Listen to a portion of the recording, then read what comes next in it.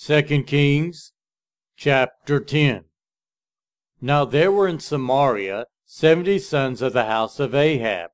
So Jehu wrote letters and sent them to Samaria, to the officials of Jezreel, to the elders, and to the guardians of Ahab's children.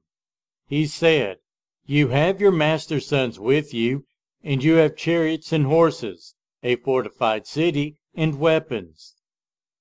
Now as soon as this letter reaches you, choose the best and most worthy of your master's sons, and set them on his father's throne. Then fight for your master's house. But they were terrified and said, If 2 kings could not resist him, how can we? So the palace administrator, the city governor, the elders, and the guardians sent this message to Jehu. We are your servants, and we will do anything you say. We will not appoint anyone as king. You do whatever you think best. Then Jehu wrote them a second letter, saying, If you are on my side and will obey me, take the heads of your master's sons, and come to me in Jezreel by this time tomorrow. Now the royal princes, 70 of them, were with the leading men of the city, who were rearing them. When the letter arrived, these men took the princes and slaughtered all 70 of them. They put their heads in baskets and sent them to Jehu in Jezreel. When the messenger arrived, he told Jehu, They have brought the heads of the princes. Then Jehu ordered, Put them in 2 piles at the entrance of the city gate until morning. The next morning Jehu went out. He stood before all the people and said, You are innocent. It was I who conspired against my master and killed him. But who killed all these? Know then that not a word the Lord has spoken against the house of Ahab will fail. The Lord has done what he announced through his servant Elijah. So Jehu killed everyone in Jezreel who remained of the house of Ahab, as well as all his chief men, his close friends, and his priests, leaving him no survivor. Jehu then set out and went toward Samaria. At Beth-eked of the shepherds, he met some relatives of Ahaziah, king of Judah, and asked, Who are you? They said, We are relatives of Ahaziah, and we have come down to greet the families of the king and of the queen mother. Take them alive, he ordered. So they took them alive, and slaughtered them by the well of Beth-eked, 42 of them. He left no survivor. After he left there, he came upon Jehonadab, son of Rechab, who was on his way to meet him. Jehu greeted him and said, Are you in accord with me, as I am with you? I am, Jehonadab answered. If so, said Jehu, give me your hand. So he did, and Jehu helped them up into the chariot.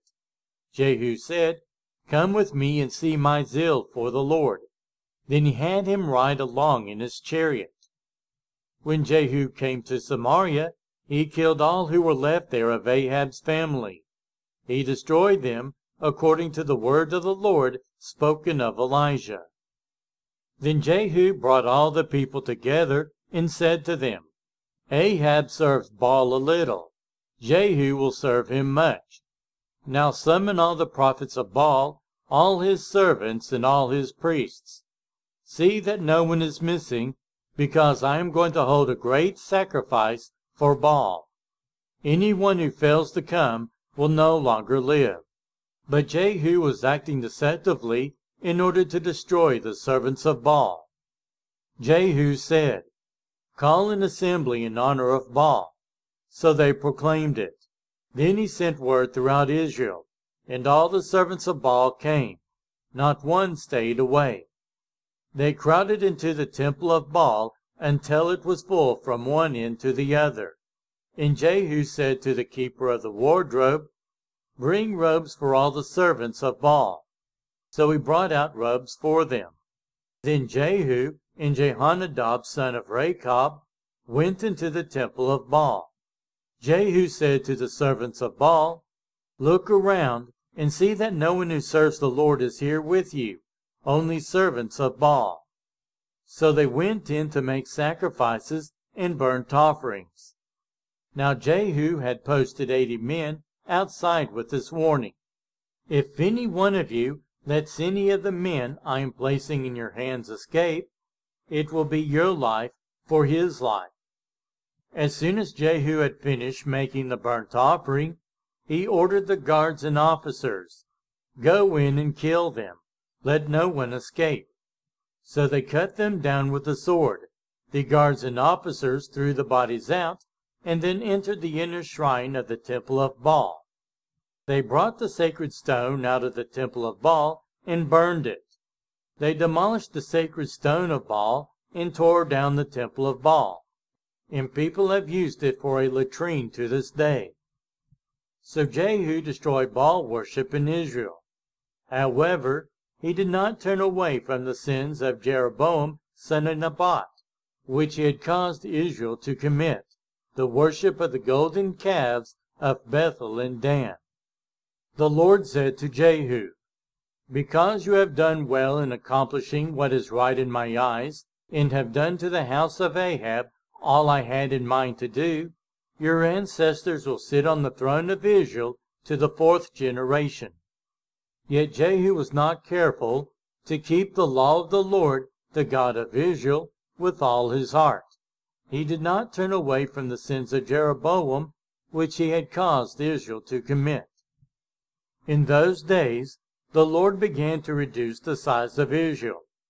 Hazael overpowered the Israelites throughout their territory east of the Jordan in all the land of Gilead, the region of Gad, Reuben, and Manasseh, from Aroer by the Arnon Gorge through Gilead to Bashan. As for the other events of Jehu's reign, all he did and all his achievements, are they not written in the book of the annals of the kings of Israel? Jehu rested with his ancestors and was buried in Samaria, and Jehoahaz his son succeeded him as king. The time that Jehu reigned over Israel in Samaria was 28 years.